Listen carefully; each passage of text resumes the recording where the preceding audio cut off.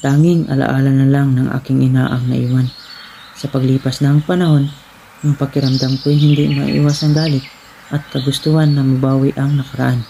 Ngunit, sa kabila ng lahat ng iyon, napagtanto ko na ang mga pagkakamali, lalo na ang mga hindi sinasadya, ay may mga epekto na mahirap itama. Hindi ko na maipabalik ang oras at hindi ko na maipabalik ang buhay ng aking ina. Kaya't marahil, ang pinakamahalaga ay natutunan kong magpatawad sa sarili ko at ituloy ang buhay.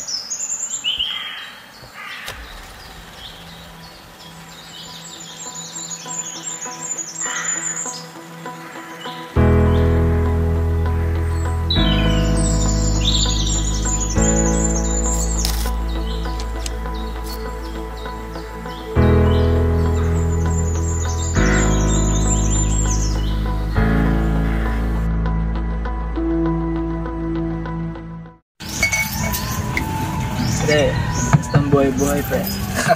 Trata, pre. Wala, pre. Sa akin ang bato, pre. Oh, pre, tagay. Buto, pre. Ano bulutan, pre? Kathleen! Bakit? Nasaan yung pulutan? Nandyan na.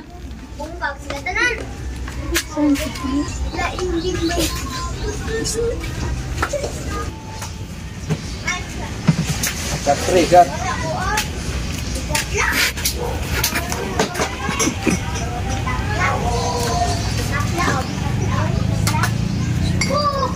Oh, ayan na. Salamat.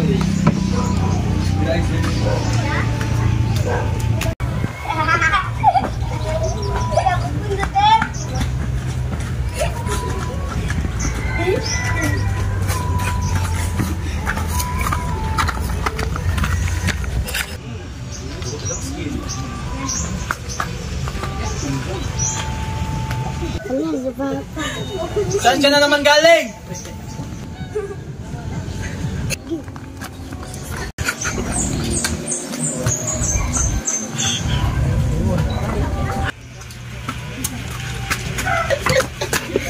Gitago naman tayo. Ay, gamit na rin. Wala ka kapit. Yeah.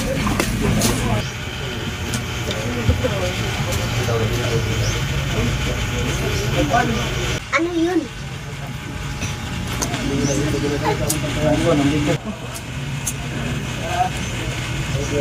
Sino ito?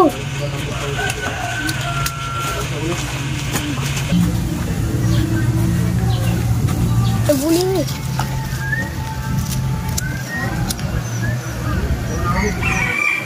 Hoy.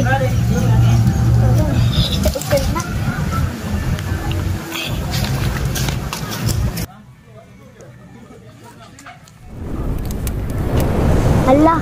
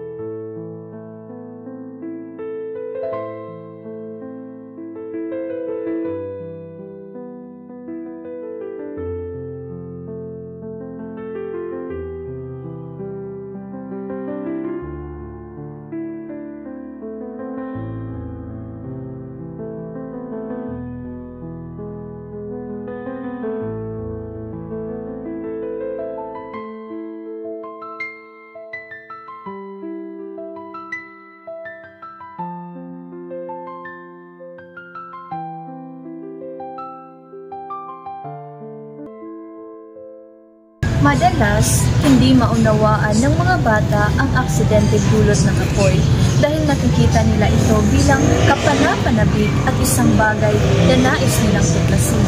Taon-taon, libo-libong mga bata ang nasusugatan o namamatay dulot ng aksidente kaugnay sa apoy.